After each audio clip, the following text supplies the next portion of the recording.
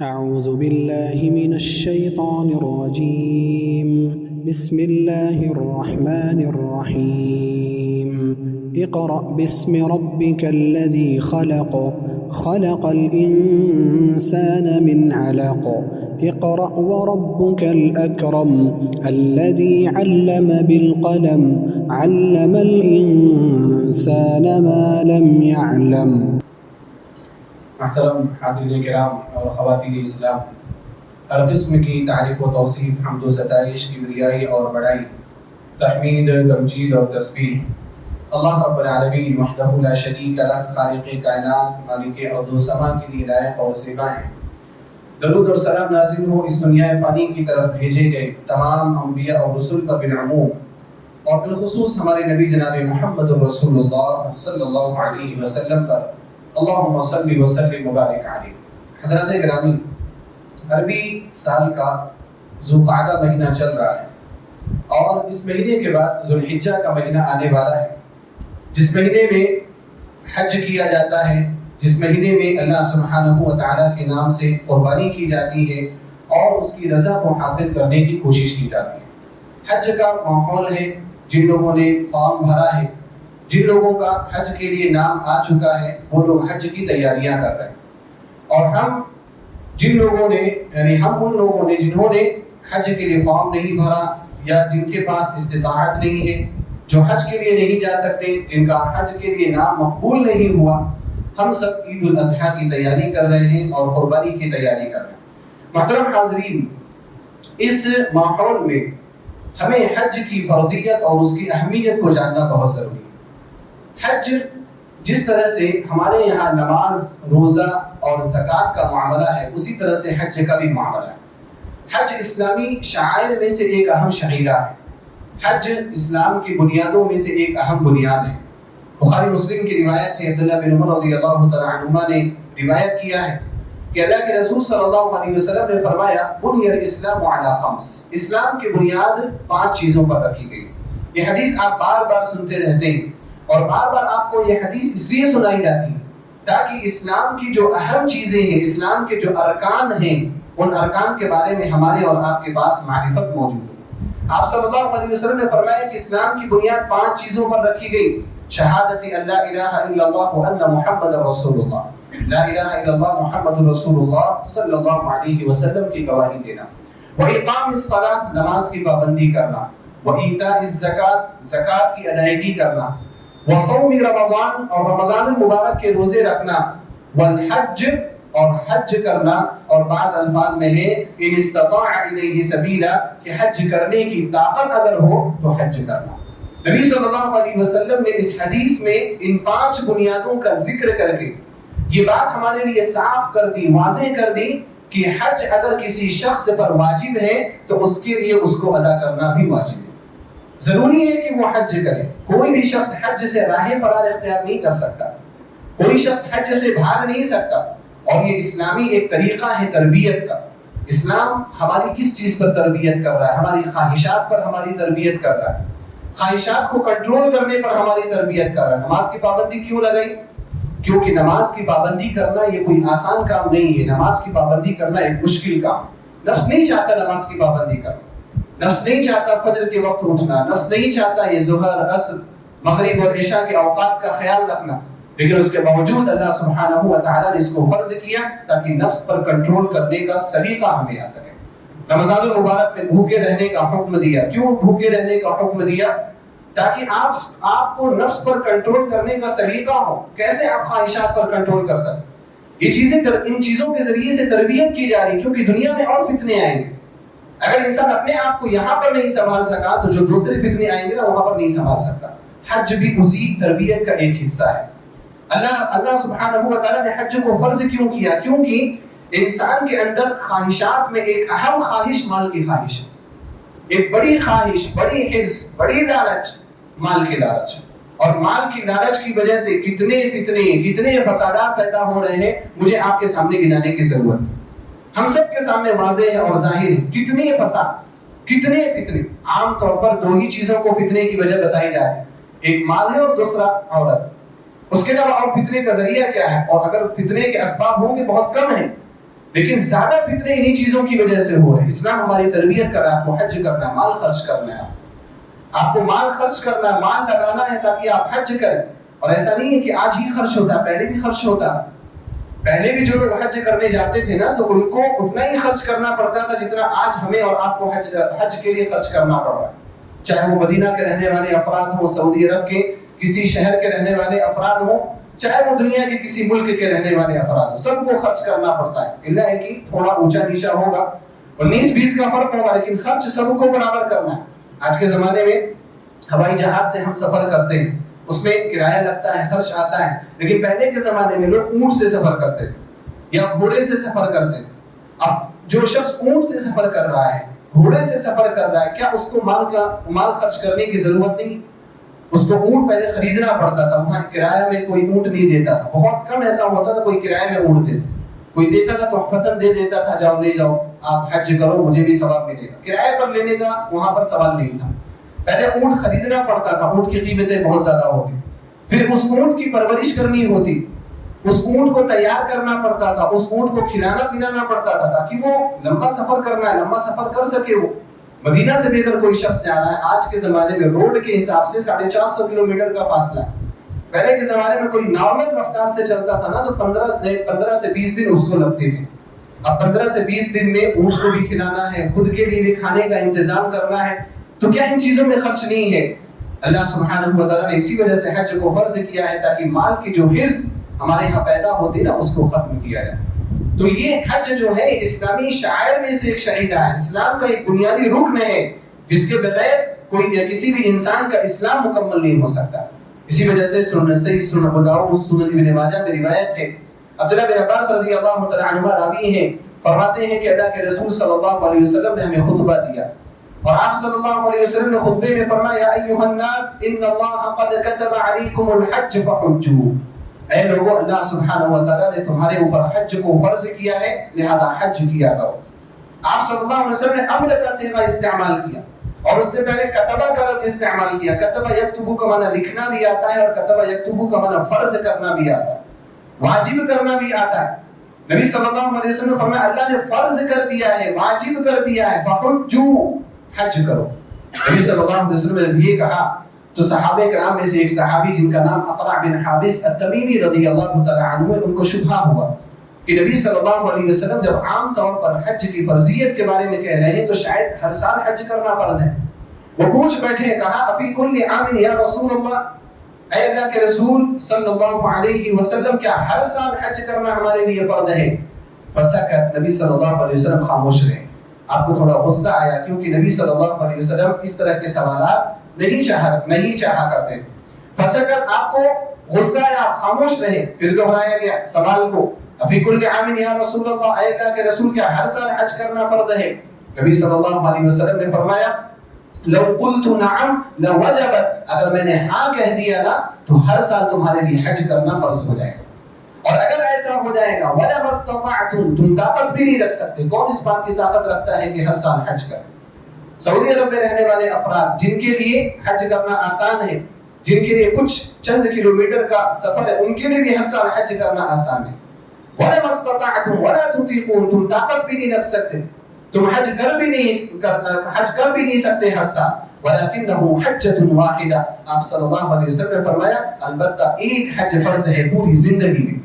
پوری زندگی میں اگر آپ نے ایک مرتبہ حج کر لیا جس کو حجۃ الاسلام کہا جاتا ہے، اسلام کا حج آپ نے کر لیا، اللہ سبحانہ و تعالیٰ کے ہاں آپ اپنے فرض منصبی سے بری ہو گئے، آپ نے اپنے فرض کو ادا کر لیا۔ تو اس حدیث سے پتہ چلا کہ نبی صلی اللہ علیہ وسلم نے خطبے میں اس کی اہمیت کو واضح کیا، لوگوں کے سامنے اس بات کو بیان کیا کہ تمہارے پاس طاقت ہے فحجوا، حج کرنے کے لیے۔ جو دو آیتیں میں نے خطبہ مسنونہ کے بعد تلاوت کی ہیں، سورہ آل عمران کی آیتیں ہیں، چوتھے پارے کی پہلے صفحے میں دونوں آیتیں موجود ہیں۔ اللہ سبحانہ و تعالیٰ نے ان دونوں آیتوں میں خانہ کعبہ کے مقام کو واضح کیا، اس کے اخیر میں فرمایا وَلِلَّهِ عَلَى النَّاسِ حِجُّ الْبَيْتِ مَنِ اسْتَطَاعَ إِلَيْهِ سَبِيلًا، اللہ رب العالمین کا حق ہے بندوں کے اوپر کہ اگر کوئی شخص خانہ کعبہ جانے کی طاقت رکھتا ہے، حج کرنے کی طاقت رکھتا ہے، حج البیت، اس کے اوپر حج کرنا فرض ہے۔ یہ اللہ سبحانہ و تعالیٰ کا ہمارے اوپر حق ہے۔ اللہ کا حق ہمارے اوپر کیا ہے کہ ہم اللہ کی توحید کو بجانا ہے، اللہ کو اس کے رب ہونے میں، اس کے معبود ہونے میں، اس کے اسماء و صفات میں ایک جانیے، اللہ تعالیٰ کا ہمارے اوپر حق ہے۔ اسی طرح سے ایک حق یہ بھی ہے کہ اللہ سبحانہ و تعالیٰ نے حج کو فرض کیا ہے تو حج کیا بھی جائے۔ وَلِلَّهِ عَلَى النَّاسِ حِجُّ الْبَيْتِ مَنِ اسْتَطَاعَ إِلَيْهِ سَبِيلًا۔ اور اس فرضیت کے حکم کے بعد ایک اور شدید لفظ اور ایک شدید جملہ، آیت کا ایک شدید ٹکڑا آ رہا ہے۔ اللہ تعالیٰ نے فرمایا وَمَنْ كَفَرَ فَإِنَّ اللَّهَ غَنِيٌّ عَنِ الْعَالَمِينَ۔ جس شخص نے کفر کیا تو اللہ سبحانہ و تعالیٰ دنیا والوں سے بے نیاز ہے۔ کیا مطلب ہے کفر کیا؟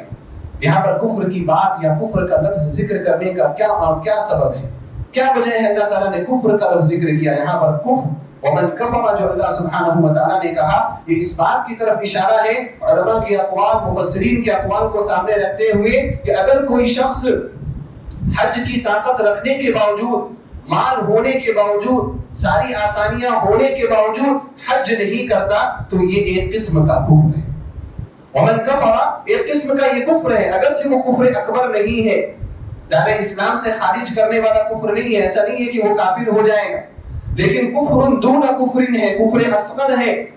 اور یہی ہمارے لیے عبرت اور نصیحت کی بات ہے کہ اللہ سبحانہ و تعالیٰ نے اس کو کفر کہا ہے، اس معاملے میں جانے سے پہلے کہ یہ کفر اکبر ہے یا کفر اصغر ہے۔ اگر کوئی گناہ کبیرہ ہوتا ہے نا تو اللہ اس کے رسول صلی اللہ علیہ وسلم اس کے لیے عام الفاظ استعمال کر دیتے، اکبر الکبائر، کبائر کا لفظ استعمال کر دیا جاتا ہے۔ لیکن جو گناہ کبیرہ گناہوں سے بھی بڑا گناہ ہوتا ہے، اگرچہ وہ دار اسلام سے خارج کرنے والا نہیں ہوتا، اس کے لیے کفر اور شرک کے الفاظ استعمال کیے جاتے ہیں۔ ومن کفر، اللہ سبحانہ و تعالیٰ نے کہا کہ اگر کوئی شخص کفر کرے تو وہ یہ نہ سمجھے کہ میں نے مال بچا لیا، میں نے اپنی محنت بچا لی، میں نے اپنی مشقت کو بچا لیا۔ فَإِنَّ اللَّهَ غَنِيٌّ عَنِ الْعَالَمِينَ، اللہ سبحانہ و تعالیٰ کو دنیا والوں کی ضرورت نہیں، تمہیں اللہ تعالیٰ کی ضرورت ہے۔ حج نہ کر کے تم اللہ سبحانہ و تعالیٰ کا کوئی نقصان نہیں کرو گے، لیکن حج نہ کر کے تم اپنا نقصان ضرور کرو گے۔ اللہ سبحانہ و تعالیٰ نے سخت لفظ استعمال کیا ومن کفر، اسی لیے صحابہ کرام رضوان اللہ علیہم اجمعین ان لوگوں کے خلاف سخت موقف اختیار کرتے تھے جو لوگ حج کرنے کی استطاعت کے باوجود حج نہیں کیا کرتے تھے۔ خاص طور پر امیر المؤمنین عمر بن الخطاب رضی اللہ تعالی عنہ، عمر بن الخطاب رضی اللہ تعالی عنہ نے اپنے زمانے میں سخت اسٹینڈ لیا اس کے خلاف۔ آپ کے زمانے میں کچھ لوگ سستی کے شکار ہوتے نظر آئے، کچھ لوگ کاہلی کے شکار ہوتے نظر آئے، سب کچھ ہے، اس کے باوجود حج کرنے کے لیے نہیں جا رہے۔ عمر رضی اللہ تعالی عنہ نے سخت موقف اختیار کیا، اور محدثین نے آپ کے اقوال کو ذکر کیا۔ چند ایک اقوال میں آپ کے سامنے ذکر کروں گا۔ مصنف ابن ابی شیبہ میں ذکر کیا گیا کہ عمر بن خطاب رضی اللہ تعالی عنہ نے فرمایا من اطاق الحج ولم يحج فسواء علیہ مات یہودیا او نصرانیا، اگر کوئی شخص حج کرنے کی طاقت رکھتا ہے پھر بھی حج نہیں کرتا ہے، اس کے لیے برابر ہے کہ وہ یہودی ہو کر کے مرے یا عیسائی ہو کر کے مرے، یعنی وہ یہودی ہو کر کے مرے یا عیسائی ہو کر کے مرے، اس کو کوئی فرق پڑنے والا نہیں، یعنی کفر کی حالت میں وہ مر رہا ہے، وہ اسلام کی حالت میں نہیں مر رہا ہے۔ ایک اور قول عمر بن خطاب رضی اللہ تعالی عنہ کا ذکر کیا گیا کہ آپ نے فرمایا لقد حرمت ان ابعث رجالا الى هذه الامصار، کبھی کبھار میرا ارادہ ہوتا ہے کہ میں کچھ لوگوں کو شہروں میں بھیج دوں، میں کچھ لوگوں کو شہروں میں بھیج دوں، متعین کر دوں، فينظروا كل من كان له جدة ولم يحج، اور وہ لوگ جا کر کے ان سارے لوگوں کی تفتیش کریں، سارے لوگوں کا نام نوٹ کر کے آئیں جن کے پاس استطاعت ہے، طاقت ہے، قوت ہے، مال ہے، ولم يحج، اور وہ حج نہیں کرتے، فيفرض عليهم الجزية، اور ان کے اوپر ٹیکس کو فرض کر دیا جائے، ان کے اوپر جزیے کو لازم کر دیا جائے۔ کیوں جزیے کو لازم کر دیا جائے؟ ما هم بمسلمین، ما هم بمسلمین، کیونکہ وہ لوگ اسلام میں نہیں ہیں، وہ لوگ اسلام میں نہیں ہیں۔ آپ رضی اللہ تعالی عنہ نے اتنا سخت موقف اختیار، ان کے اوپر ٹیکس نافذ کر دینا چاہیے۔ حج کرنے کیوں نہیں جا رہے ہو؟ مال ہے تمہارے پاس، کیا چیزیں ہیں، کیا خواہشات ہیں؟ اللہ سبحانہ و تعالیٰ کی عبادت سے بہتر، اس سے بڑھ کر کے کون سی چیز ہے تمہارے لیے؟ دنیا کی ماں، دنیا کی محبت، دنیا کا مال، یہ ساری چیزیں آئیں گی چلی جائیں گی، اللہ سبحانہ و تعالیٰ کی محبت باقی رہنے والی۔ فَيَفْرِضُ عَلَيْهِمُ الْجِزْيَةَ، ایسے لوگوں پر ٹیکس فرض کر دینا چاہیے، اور جزیہ کن لوگوں کے اوپر فرض کیا جاتا ہے ہم سب کو معلوم۔ اسلامی حکومت میں کسی مسلمان پر جزیہ فرض نہیں ہوتا، اسلامی حکومت میں کافروں پر جزیہ فرض ہوتا ہے، جو اسلامی حکومت کے ماتحت رہتے ہیں یا اسلامی حکومت کی حفاظت پہ رہتے ہیں، ان کے اوپر ٹیکس کو فرض کیا جاتا ہے۔ عمر بن خطاب رضی اللہ تعالی عنہ نے سخت موقف اختیار کیا۔ اسی طرح سے آپ رضی اللہ تعالیٰ عنہ کا ایک اور قول موجود ہے، آپ نے فرمایا کہ لو ترک الناس الحج لقاتلتهم علیہ کما نقاتلهم علی الصلاة والزکاة، اگر لوگوں نے حج کرنا چھوڑ دیا تو ہم ان سے اسی طرح سے لڑیں گے جس طرح سے نماز چھوڑنے اور زکوٰۃ کو چھوڑنے پر لڑا کرتے ہیں۔ آپ کو یاد ہے ابو بکر صدیق رضی اللہ تعالیٰ عنہ کے زمانے میں جب کچھ لوگوں نے زکوٰۃ دینے سے انکار کیا تھا، ابو بکر صدیق رضی اللہ تعالیٰ عنہ نے ان سے جہاد کرنے کا، ان سے قتال کرنے کا ارادہ کیا، عزم مصمم کیا، اور اپنے اس موقف پر ابو بکر صدیق رضی اللہ تعالیٰ عنہ ڈٹے رہے، اور اس وقت عمر بن خطاب رضی اللہ تعالیٰ عنہ آپ کے اس موقف کے خلاف تھے۔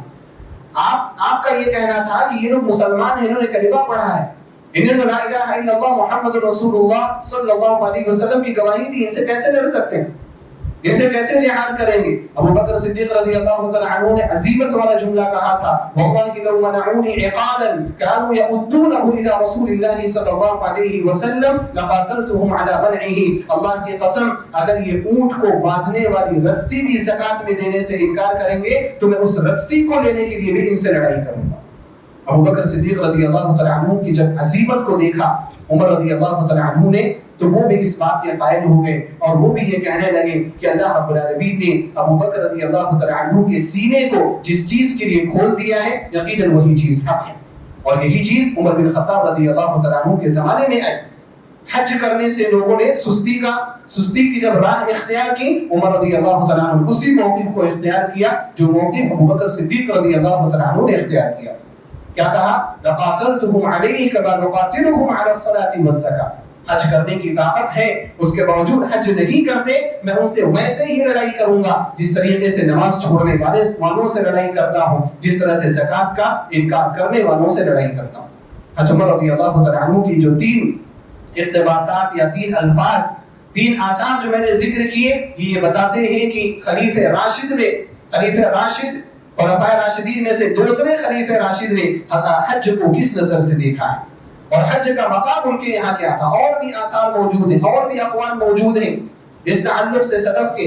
مثال کے طور پر عبداللہ بن عمر رضی اللہ تعالیٰ عنہ کا ایک اثر ہے مصنف ابن ابی شیبہ میں، آپ رضی اللہ تعالیٰ عنہ فرماتے ہیں، عمر رضی اللہ تعالیٰ عنہ کے بیٹے من مات وهو موسر ولم يحج، اگر کوئی شخص مر جاتا ہے اس حال میں کہ وہ مالدار تھا اور حج بھی نہیں کرتا ہے، لم يصلى علیہ، اس کی نماز جنازہ بھی نہیں پڑھی جائے، لأنه لا يدرى مات يهوديا أو نصرانيا، کیونکہ نہیں پتا وہ یہودی ہو کر کے مرا ہے یا عیسائی ہو کر کے مرا ہے۔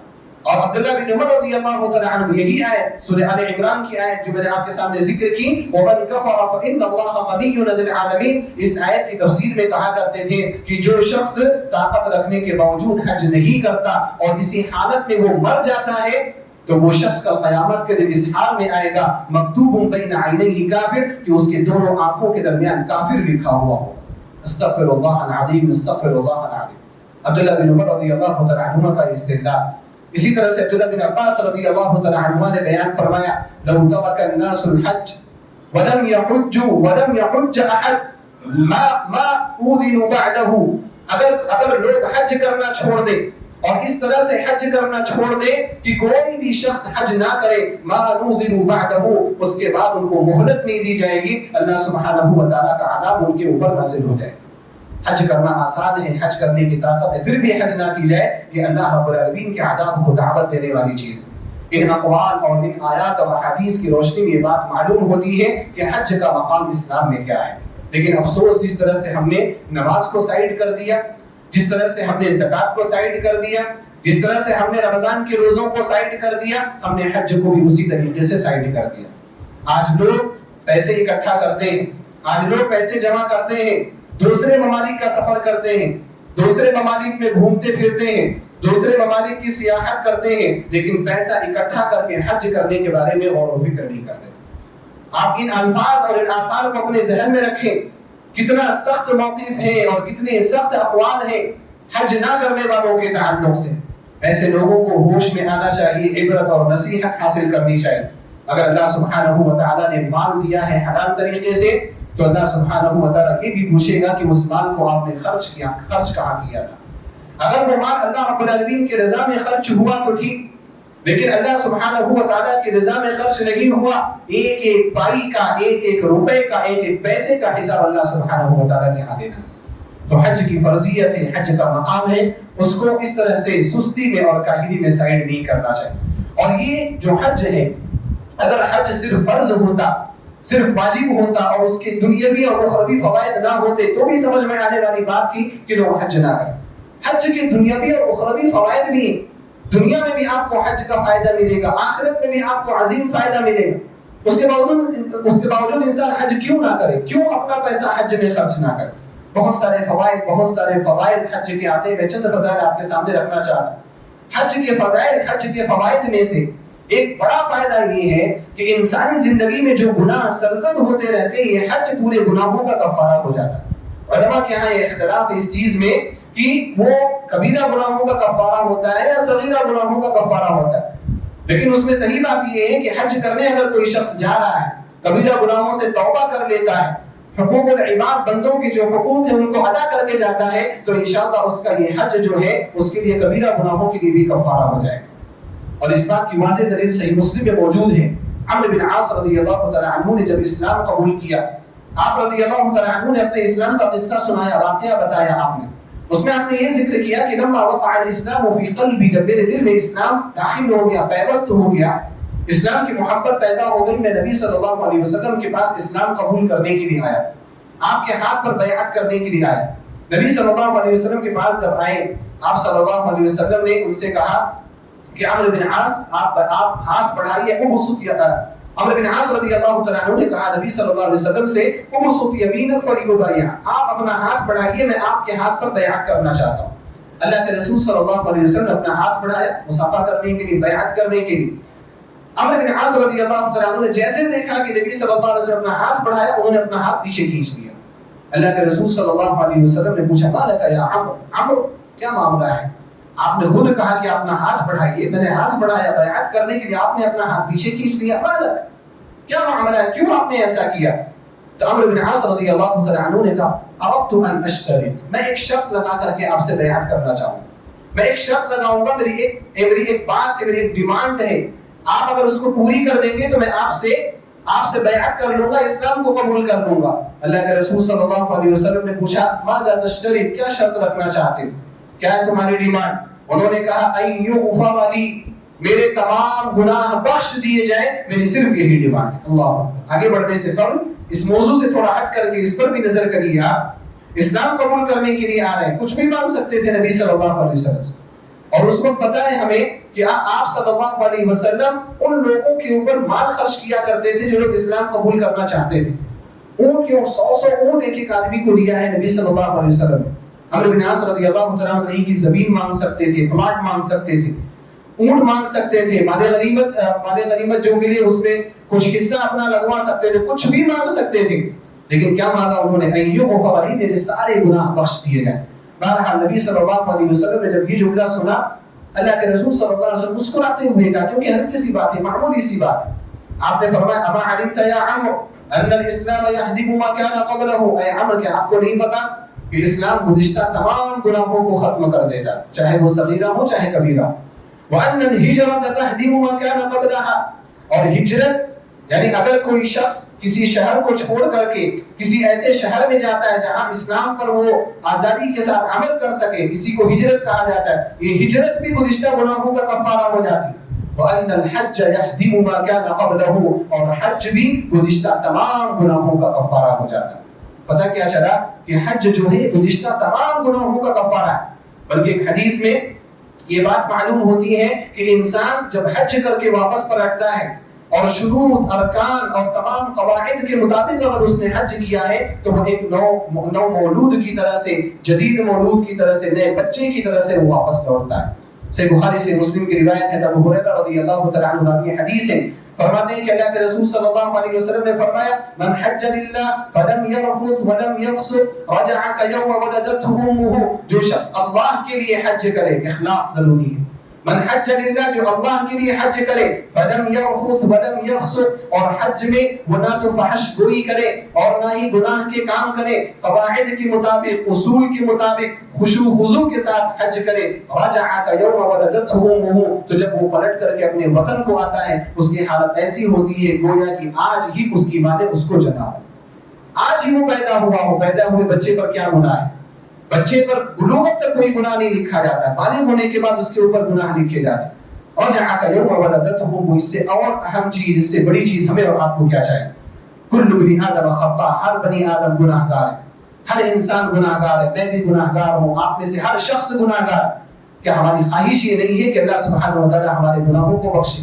اگر خواہش ہے تو گناہوں کی مغفرت کے اسباب کو اختیار کرنا ضروری ہے، اور جہاں یہ حج گناہوں کی مغفرت کا سبب بنتا ہے، وہیں یہ حج ہمارے لیے درجات میں اضافے کا سبب بھی بنتا ہے۔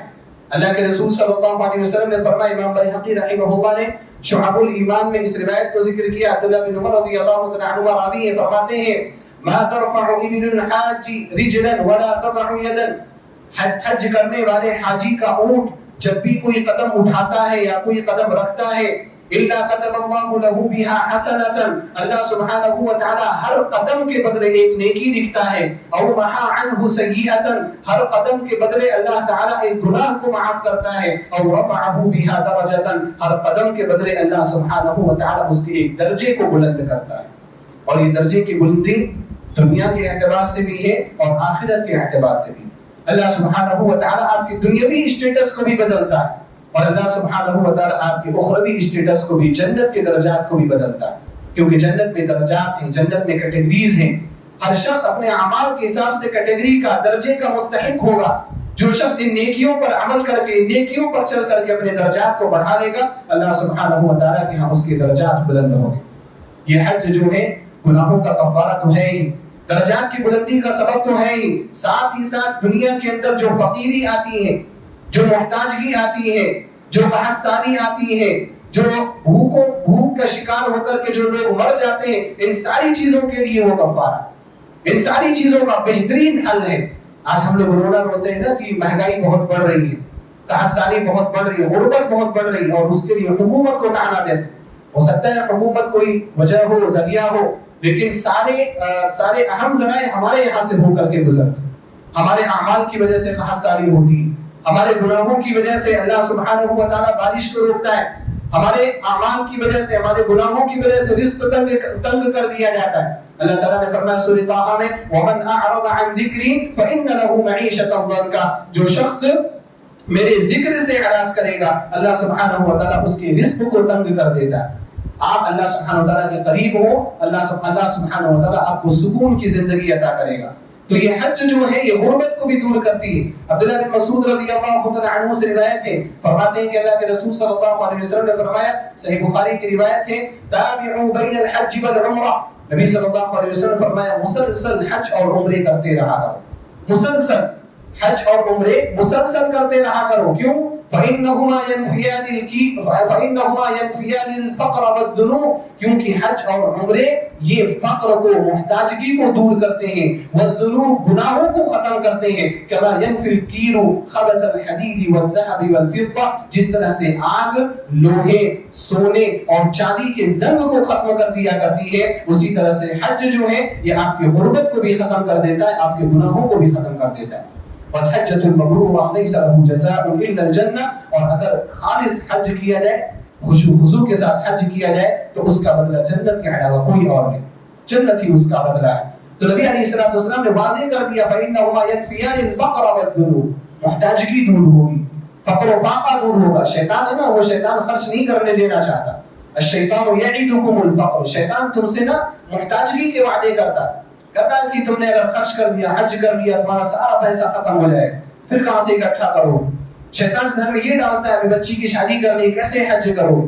شیطان یہ وسوسہ پیدا کرتا ہے، تم نے حج کر لیا، کل کو تم پریشان ہو گئے، کل کو کوئی بیماری آ گئی، بڑی بیماری آ گئی، 10 لاکھ کا خرچہ آ گیا، کہاں سے خرچہ کرو، بچا کر کے رکھو، خرچ مت کرو۔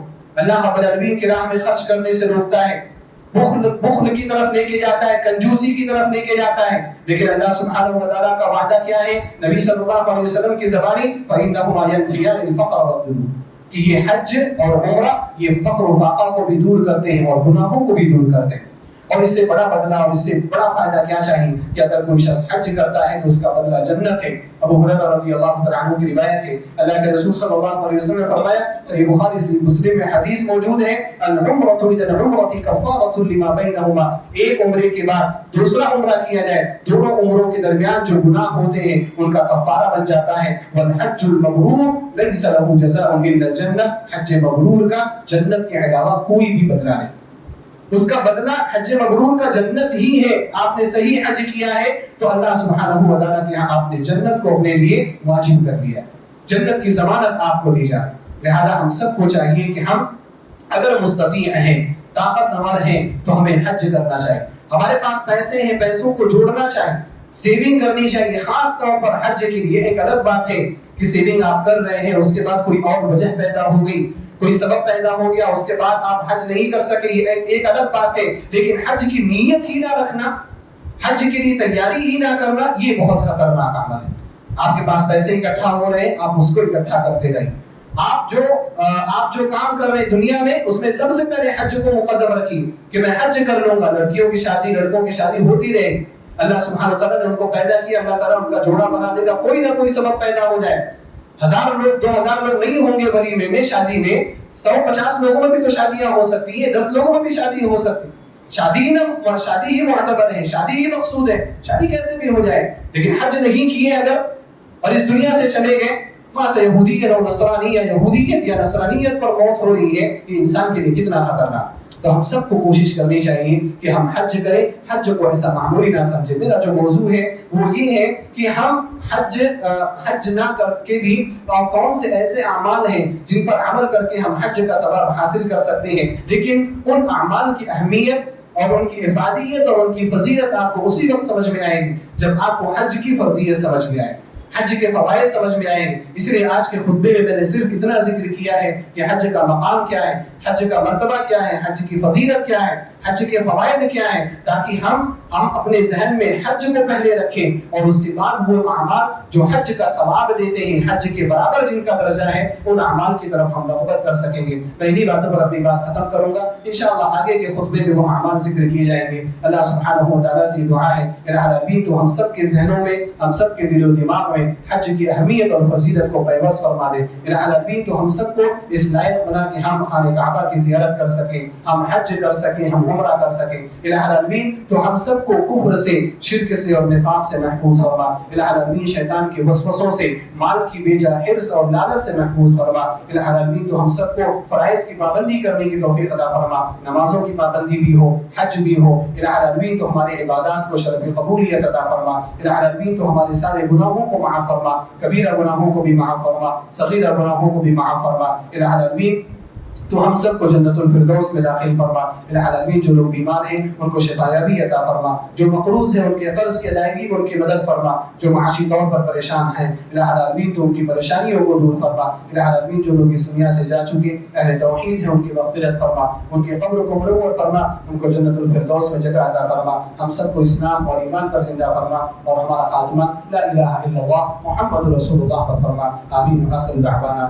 الحمد للہ رب العالمین.